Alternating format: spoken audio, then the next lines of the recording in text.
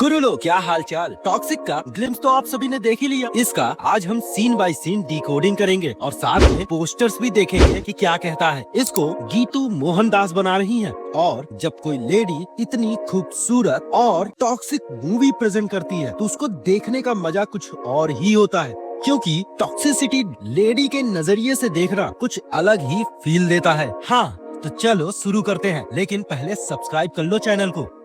पहले तो toxic a fairy tale for grown ups को समझ लेते हैं कि क्या कहता है। फेयरी टेल उन फिल्म्स को कहते थे जो क्लासिक सिंड्रेला, स्नो वाइट जैसी होती थी, जिसमें एक हैप्पी एंडिंग दिखाया जाता था। कैरेक्टर्स की कोमलता, कैरेक्टर्स के भाव और एक गुड एटमॉस्फेयर बिल्ड किया जाता था। पर जैसे ही उसमें ग्रोन अप्स ऐड करते हैं, ये स्टोरी एडल्ट ऑडियंस के लिए ट्विस्ट कर देती है, जहाँ पर डार्क थीम्स, वायलेंस, सेक्स और कॉम्प्लेक्स इमोशंस ऐड किए जाते हैं और स्टोरी में हैप्पीली एवर आफ्टर का सेगमेंट हटा दिया जाता है और एक रियलिस्टिक और ग्रिटी टोन ऐड कर दिया जाता है। अब इसी को ऐड करते हैं मूवी में, तो आते हैं सीधा ग्लिम्स पे। तो ग्लिम्स को ध्यान से देखा जाए तो पहले सीन में एक फादर बरियल सेरेमनी कर रहे हैं और तभी एक गैंग की एंट्री होती है जो वहाँ सभी को भगा देते हैं। नाउ इस गैंग के लीडर के कैरेक्टर को परफॉर्म कर रहे हैं काइल पॉल। यस, इनको आपने अगर जॉन कार्टर और गौतम सीरीज देखी है तो पहचान लोगे। ये एक अमेरिकन एक्टर है।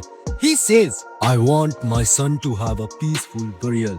Do you think he will come? और यहाँ पर ही यानी एक थ्रेट की बात हो रही है और ये ही यस के कैरेक्टर को रिप्रेजेंट कर रहा है। नाउ इस डायलॉग में हमें यह पता चलता है इसके लड़के और गैंग का कोई ना कोई ताल्लुकात जरूर है यस के कैरेक्टर यानी राया से। और तभी एंट्री होती है एक कार की, और अगर इस कार को ध्यान से देखो तो ये इम्पाला हो सकती है या फिर AMC वैगन या फिर रैंच वैगन भी हो सकती है, जो कि 1970 से 1990 की टाइमलाइन को सेट करती है। And if you see this grave you will notice number as 90s। So yes, ये कंफर्म करता है कि ये 90s की आसपास की टाइमलाइन है। बट यही नहीं, if you see this car plate number, ये स्टार्ट हो रहा है विथ GDD। तो मैं आपको बता दूं, दमन में 1987 से पहले GDD number registration plate use हुआ करते थे और तभी यस के कैरेक्टर की एंट्री होती है विद हिज ड्राइवर यहाँ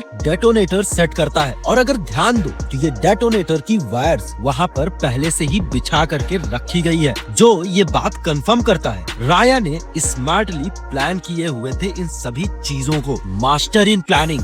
हम इसी समय कार के अंदर एक सेक्सुअली टेंस्ड माहौल देखते हैं एंड आफ्टर दैट यस जब बाहर आता है उसका हैंड सबसे पहले दिखाया जाता है। If you notice his hand, इसमें आपको दो तरीके के टैटू दिखेंगे। नाउ ये टैटू को ध्यान से देखो तो पहला इन्फिनिटी का साइन है जो कि स्नेक्स को रिप्रेजेंट कर रहा है एंड दूसरा एक फीनिक्स साइन है।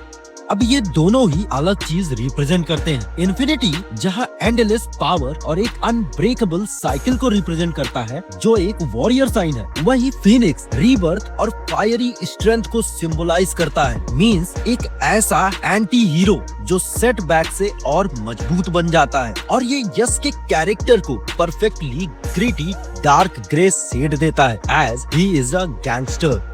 अगले सीक्वेंस में हम उसके हाथ में ट्रेंच ब्रूम गन देखते हैं जिसको थॉमसन गन भी कहा जाता है। अब ये विंटेज गन है जिसको आप सभी ने कई मूवीज में देखा होगा, जिसको ड्रम मशीन लोडिंग गन के रूप में जाना जाता है, जो कि 1921 के बाद प्रोड्यूस हुई और गैंगस्टर वर्ल्ड में कॉमन थी। एंड इसी के बाद राया कहता है daddy is home, which is of course meaning that I am back to rule after KGF। और ये हम देखने वाले हैं और यहाँ कहानी खत्म नहीं होती, क्योंकि टीजर की सिनेमेटोग्राफी काफी तगड़ी लग रही है। अगर कलर्स की बात की जाए तो वो डार्क टील, ग्रीन पैलेट और कोल्ड ब्लू ग्रेडिंग दे रही है। यह बताता है कि कहानी में डार्क कंट्रोल्ड केओस दिखाया जाएगा। और साथ ही साथ अगर हम पोस्टर्स की बात करें तो कुछ समय पहले ही यस का 100 डेज काउंटडाउन पोस्टर ड्रॉप हुआ था, जो कि सबसे पहला पोस्टर था। उसी के बाद हमें कई सारे और भी पोस्टर्स दिखाए गए जो फीमेल्स को रिप्रेजेंट कर रहे थे।